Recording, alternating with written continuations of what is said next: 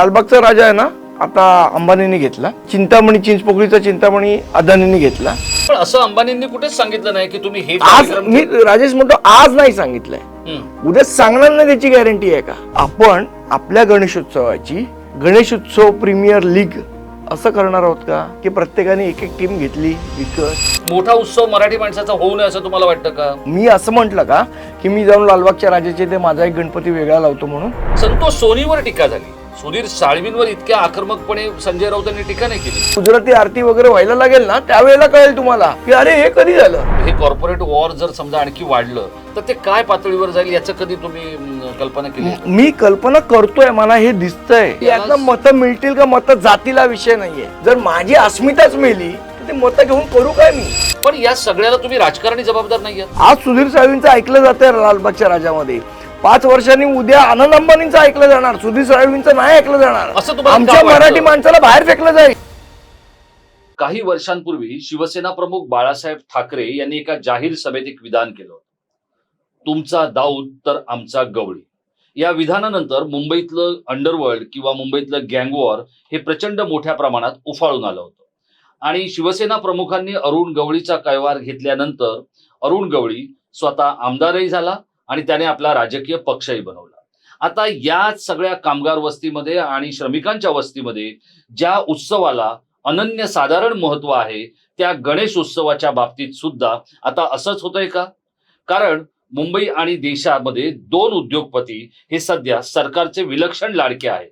त्यापैकीचे एक आहेत मुकेश अंबानी आणि दुसरे आहेत गौतम अदानी. मुंबईसह महाराष्ट्रात आणि देशभरात ज्या उत्सवाची चर्चा असते, त्या गणेशोत्सवावरती आता या 2 उद्योगपतींनी आपापली मोहोर उमटवायला सुरुवात केली आहे. जगविख्यात लालबागचा राजा हा अंबानी कुटुंबाच्या आर्थिक सहाय्याने वाटचाल करायला लागलेला आहे, तर त्याच्या समोरच बसलेल्या चिंचपोकळीच्या चिंतामणीला गौतम अदानींनी आपल्या अर्थसहाय्याचा हात पुढे केलेला आहे. आणि त्यावरून एकच काहूर माजलेलं आहे. शिवसेनेचे नेते, प्रवक्ते आणि दैनिक सामनाचे संपादक संजय राऊत यांनी चिंचपोकळीच्या चिंतामणीवरती याच बाबतीमध्ये टीका केलेली आहे. तर मनसेचे मुंबईचे अध्यक्ष संदीप देशपांडे यांनी लालबागच्या राजाच्या कार्यशैलीवर आणि तिथल्या काही पदाधिकाऱ्यांवर टीका केलेली आहे. आणि यामुळेच आता या 2 उद्योगपतींच्या मध्ये गणेशोत्सव अडकणार का, हाच विषय घेऊन आपण थेट या विषयाचे अनेक कंगोरे तपासून पाहणार आहोत. या विषयाला खऱ्या अर्थानं वादाची फोडणी देणाऱ्या नेत्यांबरोबर आज आपल्या स्टुडिओमध्ये आलेले आहेत मनसेचे मुंबईचे अध्यक्ष संदीप देशपांडे. संदीपजी, टाइम महाराष्ट्राच्या स्टुडिओमध्ये आपलं खूप खूप स्वागत. आणि फेस टू फेस मध्ये आपण या एका महत्त्वाच्या विषयावर चर्चा करण्यासाठी आल्याबद्दल आपले खूप खूप आभार. मला एक सांगा की सार्वजनिक गणेशोत्सव मंडळ हा टिळकांनी सुरू केला, तो समाज प्रबोधनासाठी, लोकांनी एकत्र यावं म्हणून आणि लोकांमध्ये सकारात्मक ऊर्जा तयार होऊन ब्रिटिशांच्या विरोधात आपण आंदोलन करण्यासाठी आपल्याला बळ मिळावं म्हणून. पण आत्ता या सध्या बदललेल्या काळामध्ये ज्या पद्धतीत गणेशोत्सव आपल्याला दिसतोय, तो गणपती मार्केटिंग करतोय, गणेशोत्सव मंडळाचे पदाधिकारी मार्केटिंग करतायत, माध्यम मार्केटिंग करतायत, कार्यकर्ते मार्केटिंग करतायत, की आता संपूर्ण समाजच गणपतीला मार्केटिंगच्या मार्केटमध्ये घेऊन आलेला आहे? काय नेमकं दिसतंय? मला असं वाटतं गणेशोत्सवाच्या आजूबाजूला मार्केटिंगची एक इकोसिस्टम तयार झालेली आहे. मग त्याच्यामध्ये सगळेजण हात धुवून घेत आहेत. मंडळं असतील, माध्यमं असतील किंवा अगदी काही यूट्यूबर असतील, हे सगळेजण हात धुवून घेत आहेत त्याच्यामध्ये पण मी काही गैर मानत नाही आहे. माझं म्हणणं एवढंच आहे की आपण तो सण म्हणून साजरा करतो, तो उत्सव म्हणून साजरा करतो, त्याला उत्सवाचं स्वरूप असं ठीक आहे. काळानुरूपात उत्सवाचं स्वरूप बदलणार आहे का? तर 100% बदलणार आहे आणि ते बदललं पाहिजे. काळानुरूपात गोष्टी चेंज होतात. पण त्याचं उत्सवाचं स्वरूप न राहता प्रीमियर लीगचं स्वरूप यायला नको, एवढीच माफक अपेक्षा आहे. म्हणजे आज काय झालंय की आज लोक म्हणजे बोलायला लागलेत. हे मी ऐकल्यावर मला एकदम तो शॉक बसला की लालबागचा राजा आहे ना, आता अंबानींनी घेतला. आता चिंतामणी, चिंचपोकळीचा चिंतामणी अदानींनी घेतला. घेतल्याला काय अर्थ आहे? घेतला म्हणजे नाही नाही, पण 107 वर्षाचं मंडळ आहे चिंचपोकळीच्या चिंतामणीचं, ते कसं काय म्हणजे अदानी कसं काय घेऊ शकतो? एक्झॅक्टली माझं तेच म्हणणं आहे. आता त्यांनी असं सांगितलं की आम्ही ऍडव्हर्टाइजमेंटचा करार केलेला आहे, तो 5 वर्षासाठीचा आहे. काय 3.5 कोटीचा केला काय 4 कोटीचा काय ते जी काय अमाऊंट असेल ती. लालबागच्या राजांनी ऍडव्हर्टाइजमेंटचा करार अंबानींबरोबर केला. त्याचबरोबर अनंत अंबानींना त्यांनी सल्लागार म्हणून घेतलं. आता जनरली जे मंडळ असतं ते त्या लालबागमध्ये परळमध्ये राहणारं किंवा त्या गणेशोत्सव मंडळाच्या आजूबाजूला राहणारे लोक असतात. आता आनंद अंबानी कधीपासून लालबागला राहायला आले मला माहीत नाही. नाही नाही, बघा तुम्हाला मी एक गंमत सांगतो की लालबागचा राजा हा म्हणजे आता तुम्ही पत्रकार म्हणून मला जवळपास 30-32 वर्ष पाहताय. लालबागचा राजा या सार्वजनिक गणेशोत्सव मंडळाला मी एका वाहिनीत असताना म्हणजे नावच घेतो सहारा समयमध्ये असताना त्याचं थेट प्रक्षेपण सुरू केलं. त्यावेळेला अनेक लोकांना ते काही पटत नव्हतं, पण मी ते सुरू केलं की मराठी माणसांचा उत्सव का दिसू नये लोकांना, जगभरात तो दिसायला पाहिजे, हा त्यामागचा उद्देश होता. अनेक लोक मग तिथे यायला लागले, लोकांच्या मनोकामना पूर्ण व्हायला लागल्या आणि मग तिथून तो नवसाला पावणारा लालबागचा राजा असं झालं. आता तुम्ही जो मुद्दा म्हणताय की अनंत अंबानींना त्याने सल्लागार केलं, खरं तर हे जे मंडळ आहे हे तिथे असलेले जे व्यापारी आणि रहिवासी यांचंच आहे आणि जे त्यांचे 35-36 लोक जे आहेत त्यांच्या कार्यकारिणीमध्ये ते तिथेच राहणार आहेत, ते बाहेरच्या लोकांना कोणालाच काही करत नाहीत. आता अनंत अंबानींना जेव्हा त्यांनी केलं त्यावेळेला मी सुधीर साळवींवर खूप जोरात टीका केली होती. सुधीर साळवी हे माझे वर्गमित्र आहेत आणि मला एक ऊर्जावान कार्यकर्ता म्हणून मी त्याच्याकडे नेहमी पाहत आलेलो आहे, माझा तो अत्यंत चांगला मित्र आहे. पण त्याबद्दल मी त्याच्यावर टीका केली होती आणि त्यावरती त्यांचं असं म्हणणं असं होतं की बाबा जर सगळ्या मंडळाने जर अनंत अंबानींना तिथे स्वीकारलं तर मग बिघडलं कुठे, हा त्यांचा त्यावरचा, त्यांनी कॅमेऱ्यासमोर येऊन काय याबद्दल भाष्य केलं नाही. पण त्यांचं म्हणणं असं आहे की जर अनंत अंबानींना सगळ्यांनी स्वीकारलं तर मग बिघडलं कुठे, हे बिघडलं कुठेचं उत्तर कुठे? स्वीकारलं म्हणजे काय? सुधीर साळवींनी सांगितलं की आपल्याला असं असं करायचं आणि सगळ्यांनी होला हो केलं, ह्याला स्वीकारणं म्हणतात असं मला वाटत नाही. नंबर 1. नंबर 2, तुम्ही जो उल्लेख केलात मगाशी माध्यमांनी, मला आठवत आहे आता माझं वय 52-53 आहे, बरोबर आहे. लालबागचा राजा मी लहानपणापासून बघतोय. त्याही वेळेला काय लालबागच्या राजाचं एवढं हे नव्हतं, म्हणजे एक गणपती बाबा क्रेज नव्हती. नंतर मग ते मला असं वाटतं ते लालबागच्या राजाच्या मंडळाचा जे मी इतिहास ऐकलाय काही तिथले जाणकार लोकांकडनं की ते मग कोणाला तरी जायचे की त्यांना बोलवायचे, इन्व्हिटेशन द्यायचे, त्यातला एखादा आला की मग त्यावेळेला फोटो काढायचा, तो जाऊन वृत्तपत्राच्या, त्यावेळेला तर काही चॅनल एवढे नव्हते, वृत्तपत्राच्या कार्यालयात द्यायचा की आमच्याकडे अमुक अमुक व्यक्ती येऊन गेली. आणि मग ते हळूहळू जसं तुम्ही सांगितलं की लाईव्ह दाखवायला सुरुवात केली, ते नंतर झालं. त्याच्या आधी केबल लाईव्ह दाखवायचे.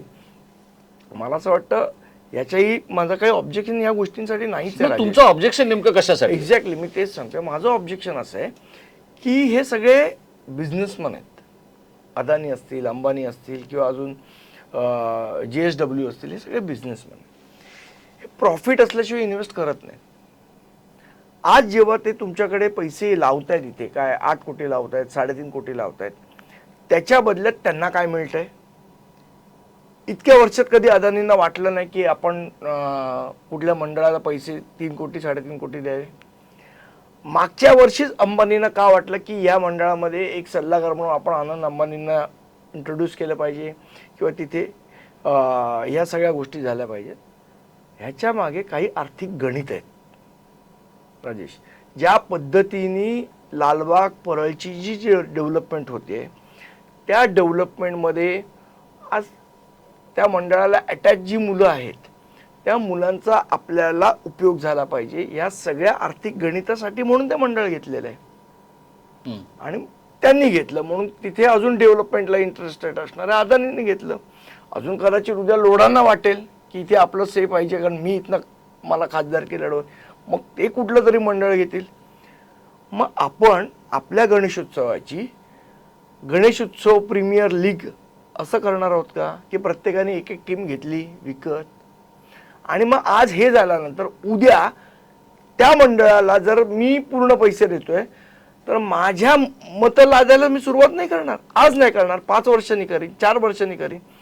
जे ब्रिटिशांनी केलं तेच होतंय. ईस्ट इंडिया कंपनीने पहिले पैसे लावले भारतात, मग हळूहळू सैन्य आणलं, मग कर लावायला लागले आणि मग हळूहळू कॅप्चर केलं. मला वाटतं ही मोडस ऑपरेंटी समजायला पाहिजे. नाही पण बघा, आता तुम्ही स्वतः एक राजकीय व्यक्ती आहात, तुमचा पक्ष मुंबईत तरुणांमध्ये काम करणारा एक पक्ष आहे, एक महत्त्वाचा पक्ष आहे. आज आता राजकीय नेते हे सुद्धा प्रत्येक गोष्टीसाठी जर वापरून घेतायत समाजाला, काही रहिवासी संघांना, काही तरुण मित्रमंडळांना. आज तुम्हाला माहिती आहे की एखादी निवडणूक लढवायची असेल तर ह्या मित्रमंडळांना पैसे देण्यामध्येच नेत्याचा अर्धा जीव निघून जातो. मग अशा परिस्थितीमध्ये हे जर मोठे उद्योगपती आले आणि त्यांनी मोठे उत्सव जर दाखवायला किंवा पुढे न्यायला सुरुवात केली तर मग बिघडलं कुठे? नाही, विषय बघा, तुम्हाला त्यांचे पैसे घ्यायचे नाहीयेत का? लोकांनी त्यांचे पैसे घेऊन तुम्हाला म्हटलं नाहीये. पैसे घेणं हा एक विषय झाला की त्यांची ऍडव्हर्टाइजमेंट आहे, त्यांनी ऍडव्हर्टाइजमेंट लावले, पैसे दिले, हा व्यवहाराचा भाग झाला. ज्या वेळेला तुम्ही मंडळामध्ये त्या लोकांचा शिरकाव करून घेताय ना, तिथे माझा प्रॉब्लेम होतो तयार, आणि तिथे मला वाटतं समाजाचाही प्रॉब्लेम तयार होतो. तिथे त्यांचं वर्चस्व चालायला लागतं. माझ्या इथे तुम्हाला ऑलवेज कॉम्पिटिशन असते ना, तिथे तुम्हाला सी असतो.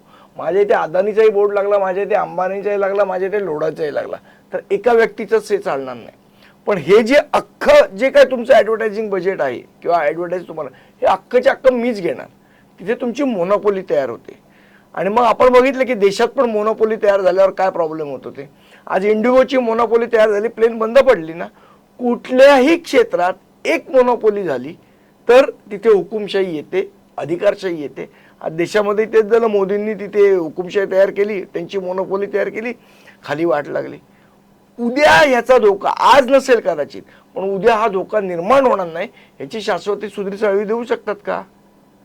नाही, पण मग सुधीर साळवींनी ज्या वेळेला अंबानींना किंवा आता चिंतामणींचे संतोष सोनी देऊ शकतात का? नाही, पण मला एक सांगा, जेव्हा सुधीर साळवींनी हे केलं त्यावेळेला फार काही गाजावाजा एवढ्या मोठ्या प्रमाणात झाला नाही. एखाद दुसरा माध्यमांमधला त्यांचा सहकारी मित्र त्यांच्यावर टीका करायला पण लोकांनी मी मागच्या वेळेला ज्या वेळेला हे झालं त्यावेळेला संदीप देशपांडे हा व्यक्ती होता जो हे बोलला की याच्यानंतर मंडळ आपली बाकीचे लोकही हे होतील, आणि तेच या वर्षी झालं.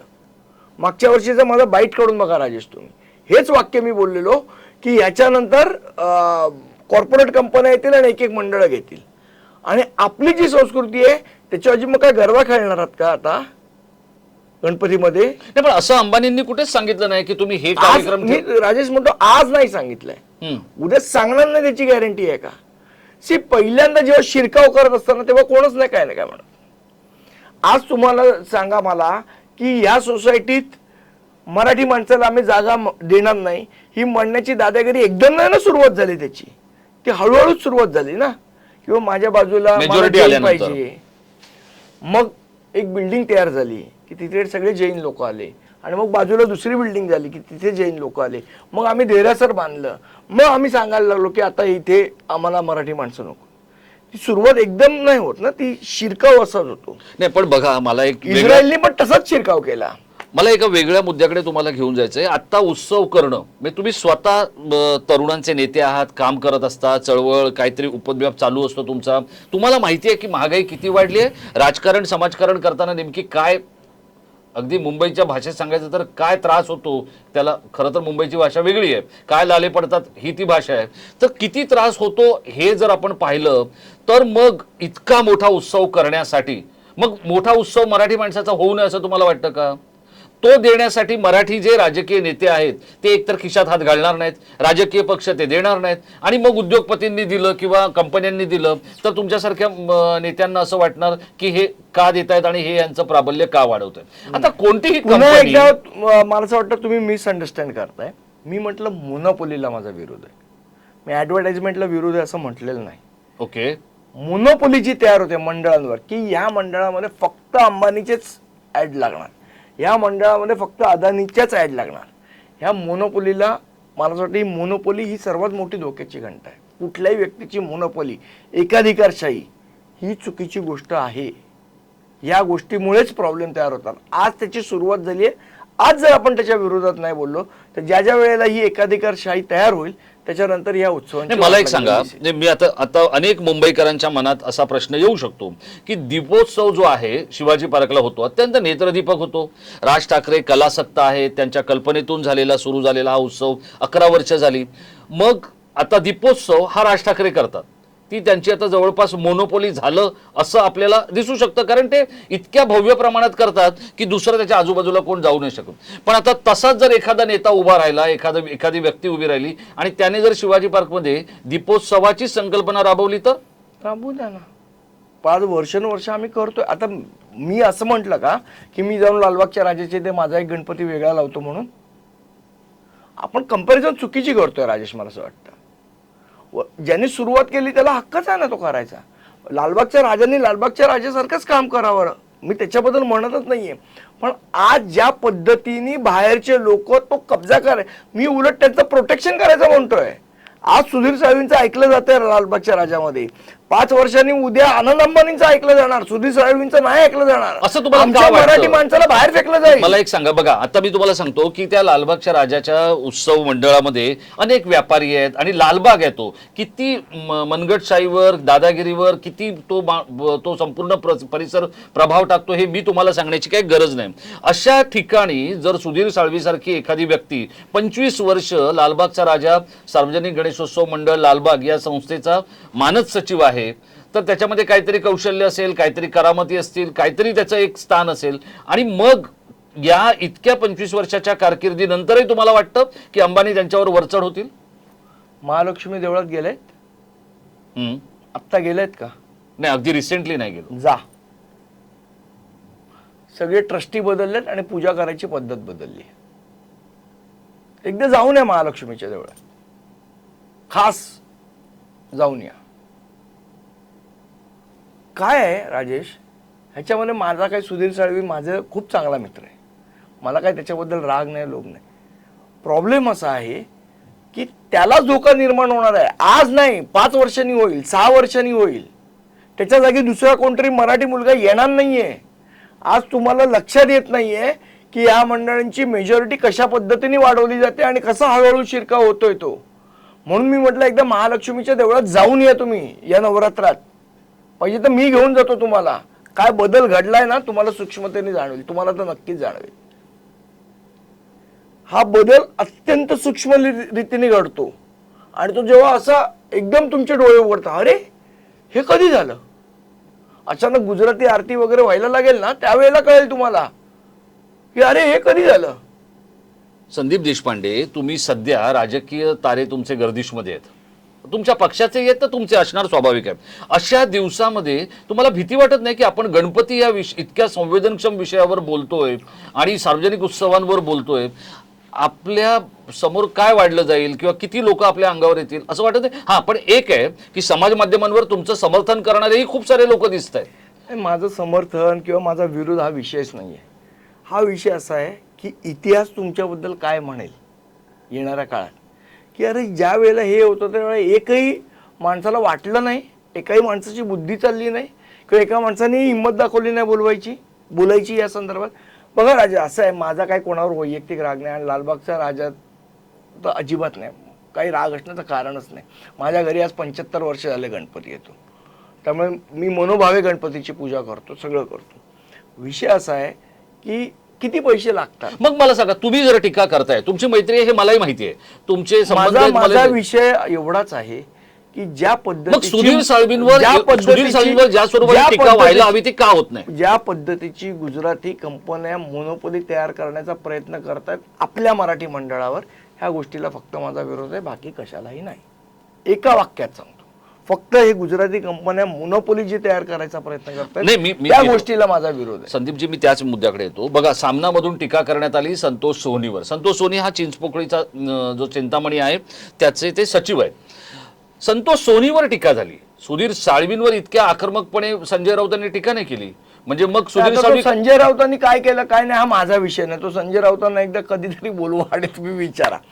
मी दोघांवरही सांगतोय की मी कल्प्रिट का मानतोय, सुधीर बद्दल मी का बोलतोय, कारण सुधीरनी सुरुवात केली आणि मग ती चिंतामणी चिंचपोकळीच्या चिंतामणींनी यावर्षी अदानीवर, कारण त्यांनी हे केलं. ठीक आहे, मंडळांमध्ये हेल्दी कॉम्पिटिशन असावी ना, काहीच हे नाही, पण त्याच्यासाठी बाहेरच्या लोकांना आणणं, माझी आणि तुमची कॉम्पिटिशन आणि त्याचा फायदा 2 गुजराती घेऊन जात आहेत, हे चुकीचं आहे. माझा आक्षेप या गोष्टीला आहे.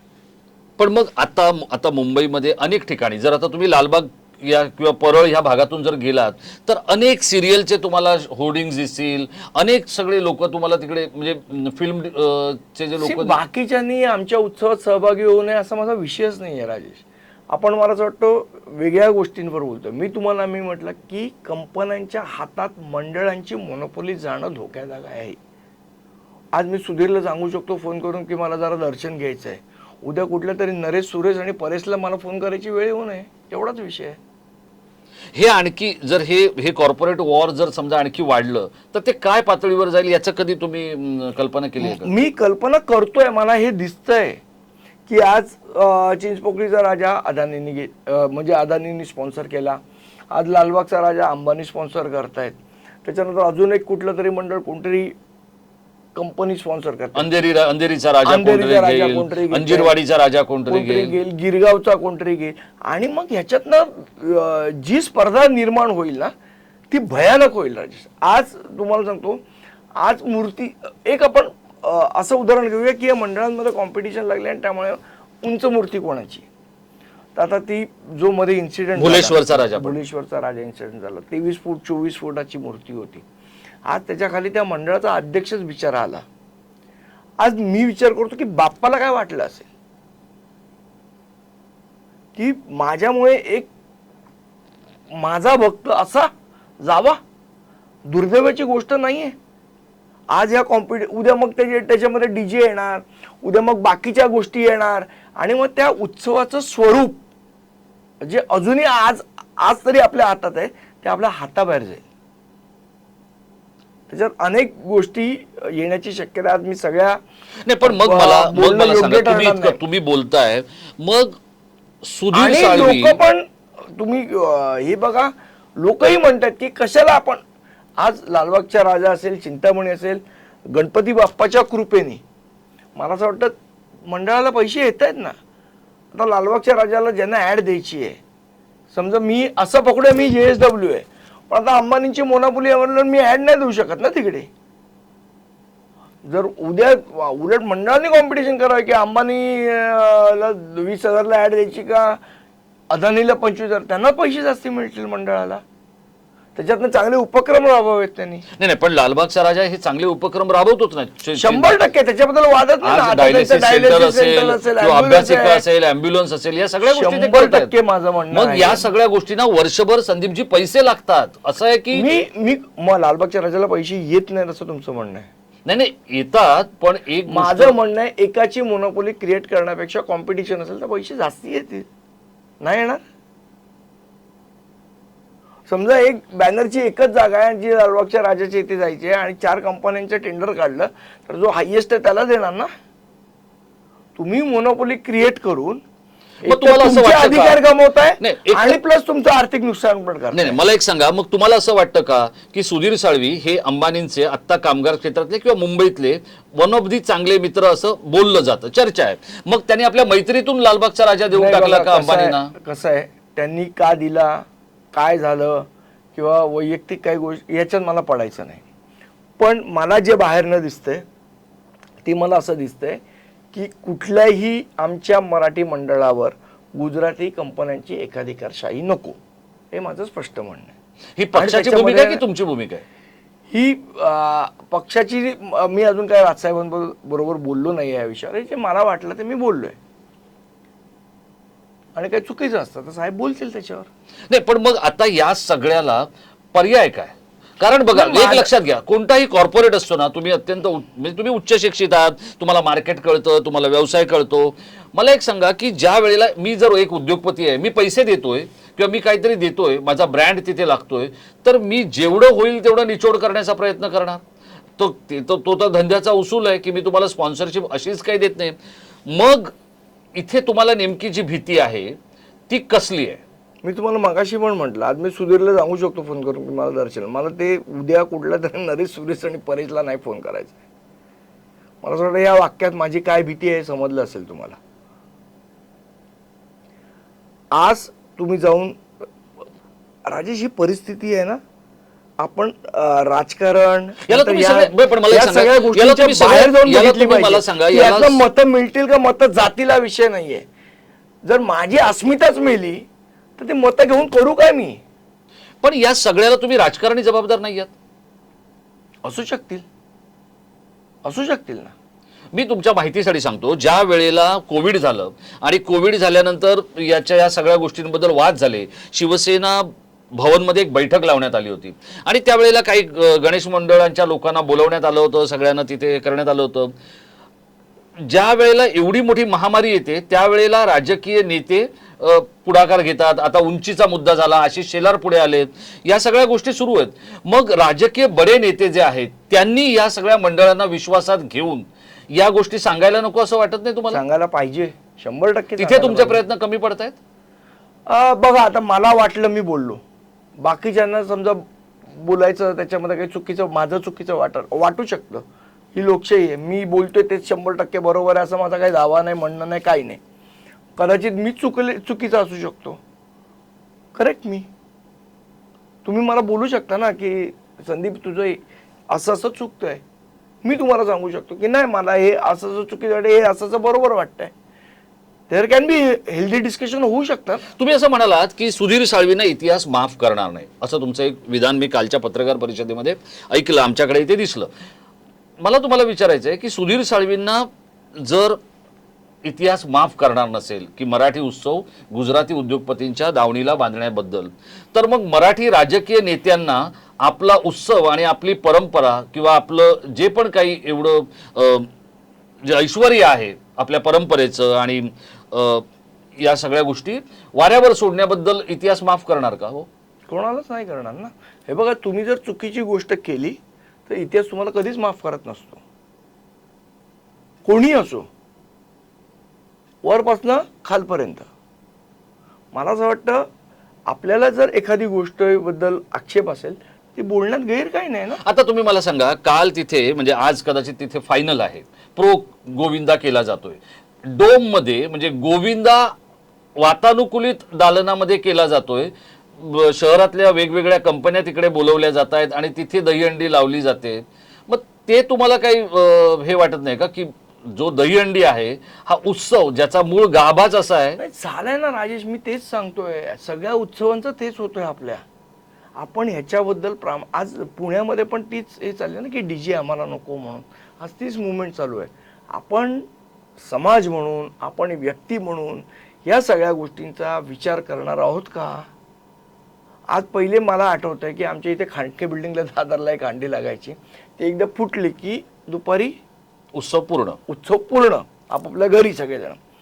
आज सकाळपासनं रात्री 12-1 वाजेपर्यंत उत्सव चालतो, हंडीचे 4-5 सलामी देतात. तुम्हाला माहिती आहे किती लोकांचे ॲक्सिडेंट होतात याच्यामध्ये. ठीक आहे, तो खेळाचा भाग आहे किंवा तो उत्सवाचा भाग आहे असं आपण समजूया, पण तुम्ही किती मर्यादेपर्यंत ह्या गोष्टी खेचणार आहात समाज म्हणून, याचा आपण सगळ्यांनी विचार केला. एक कोण संदीप देशपांडे फालतू माणूस आहे, सोडून द्या, पण तुम्ही सगळेजण मिळून विचार करणार आहात या गोष्टींचा की नाही करणार आहात आपण? की एखादा माणूस करतोय आणि जर ह्याच्यावर मी बोललो तर मी धर्माच्या विरोधी बोलतोय असा ठपका माझ्यावर येईल, या भीतीने मी बोलायचं नाही, असं नाही होऊ शकत. तुम्हाला ती भीती वाटत नाही की तुम्ही धर्माच्या विरोधात बोलताय?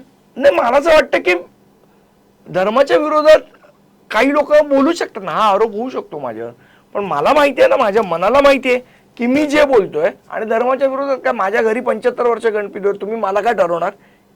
हिंदू विरोधी ठरवणार मला?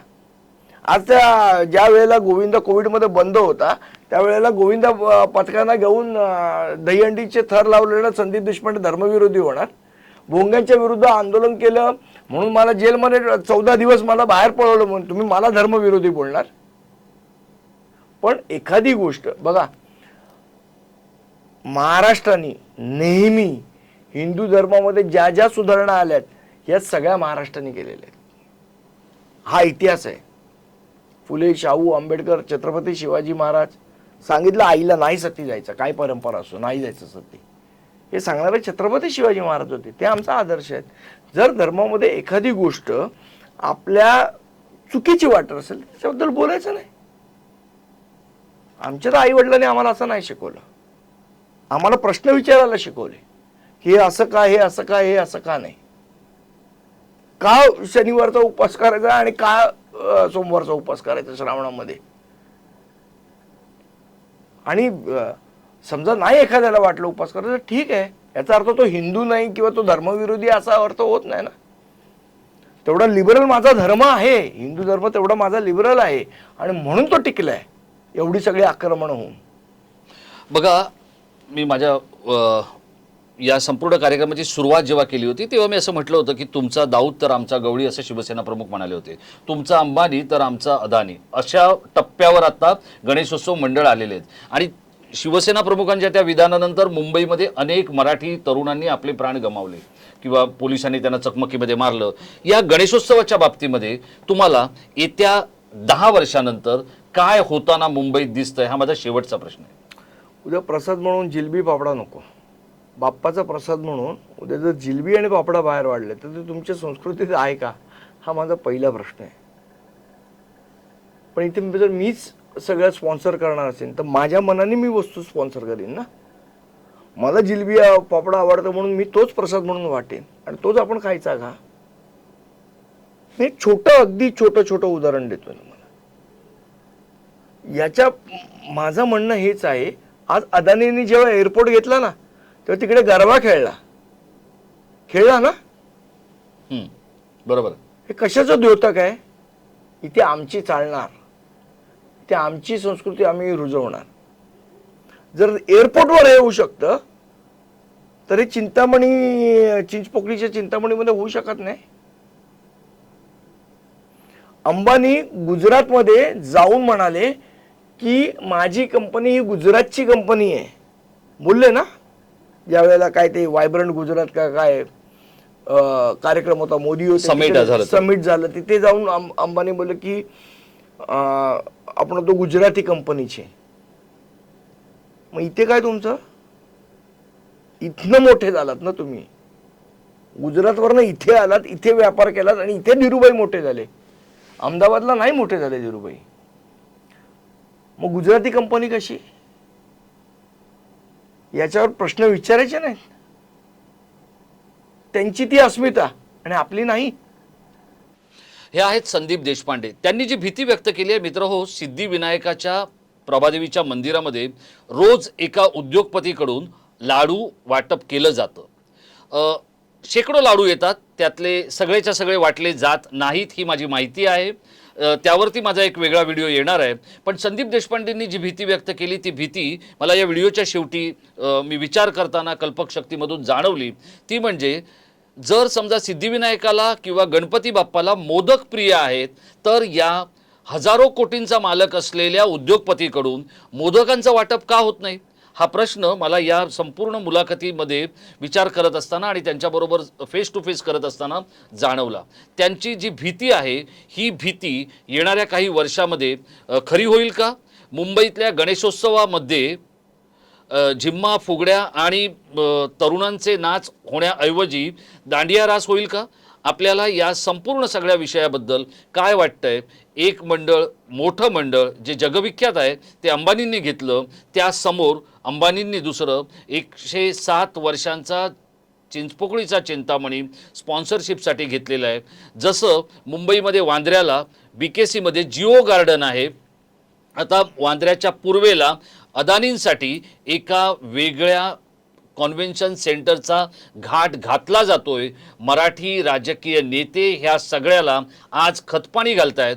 आपल्याला काय वाटतं येणाऱ्या वर्षामध्ये या गणेशोत्सवाचं नेमकं काय स्वरूप आपल्या समोर येईल. संदीपजी, आपण आलात आणि या अत्यंत महत्त्वाच्या आणि तितक्याच संवेदनक्षम विषयावर आपली परखड मतं मांडलीत. ती आपली व्यक्तिगत मतं आहेत हे तुम्ही मला सांगितलं, ते मी समजलो. आता संदीप देशपांडे यांचे नेते आणि महाराष्ट्र नवनिर्माण सेनेचे अध्यक्ष, महाराष्ट्रातले सगळ्यात मोठे क्राऊड पुलर नेते असलेले राज ठाकरे या सगळ्या कॉर्पोरेट वॉरवर बोलणार का, याकडे आपलं लक्ष लागलेलं आहे. मित्रांनो, पण तो राज ठाकरे बोलेपर्यंत तुम्हाला काय वाटतं हे या व्हिडिओच्या खाली असलेल्या कॉमेंट बॉक्समध्ये आम्हाला जरूर लिहून कळवा. आपण हा व्हिडिओ शेवटपर्यंत पाहिला असेल आणि तो आवडला असेल तर मराठी माणूस म्हणून आणि या संस्कृतीचे पाईक म्हणून आपण तो व्हिडिओ फॉरवर्ड करायला किंवा तो शेअर करायला विसरू नका. धन्यवाद. संदीपजी, आपल्याला खूप खूप धन्यवाद.